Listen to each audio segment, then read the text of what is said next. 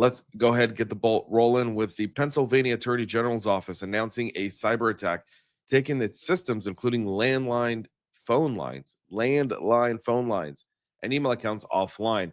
Attorney General Dave Sunday revealed on Monday through social media that their office is currently working to restore affected services and investigating the incident with the help of law enforcement authorities.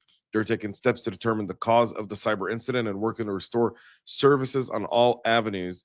The Office of the Attorney General staff are continuing to advocate on behalf of the Commonwealth of Pennsylvania's citizens and are working with supervisors to minimize any sort of interruption. They've yet to attribute the attack to any sort of group, but obviously their website, if you went to attorneygeneral.gov or anything like that, the site was obviously not found. Although the attack vector is still unknown, Kevin Beaumont said about a month prior he found several public-facing Citrix NetScaler appliances on the Pennsylvania's AG networks were vulnerable to Citrix Bleed 2, which we talked about earlier this week, right? The Netherlands came out and said a bunch of our organizations were impacted by Citrix Bleed 2.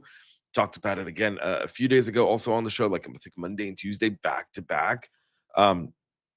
This stuff is significant. According to Shodan scans shared by Beaumont, one of the two devices has been offline since July 29th, while the other was taken down on August 7th.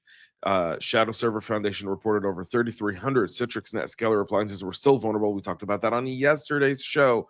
So all of this stuff kind of coming home to roost when you don't run an effective vulnerability management program to address major vulnerabilities in your environment like Citrix, which enables a lot of this. Speaking of attorney generals, the New York State Attorney General Letitia James announcing a lawsuit against Early Warning Services, that's the company behind Zelle, on Wednesday, claiming the company knew from the beginning that scammers were abusing the platform and didn't adopt basic safeguards to protect users.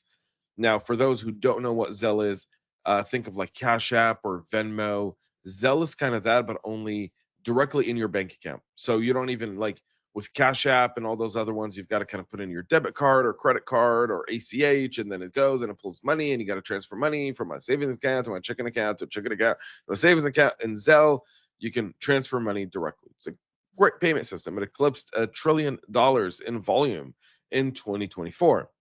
Now, like all things financial, there are scammers and criminals who take advantage of them.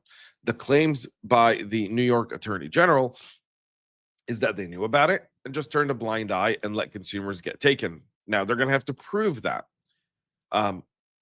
There was kind of a lawsuit that started with the Federal Consumer Financial Protection Bureau.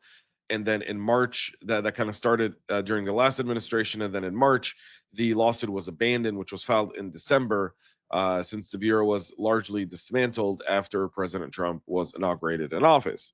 Now, the CFPB was, there to protect consumers, but customers of Bank of America, JP Morgan Chase, Wells Fargo lost more than $870 million over Zelle's 7 years existence due to failure to stop scammers. So it's a little, like a little bit over 100 and about 130 million a year is the number there for consumers, which is a big number, right? Like no one is taking away the efficacy of the victims of this specific scam.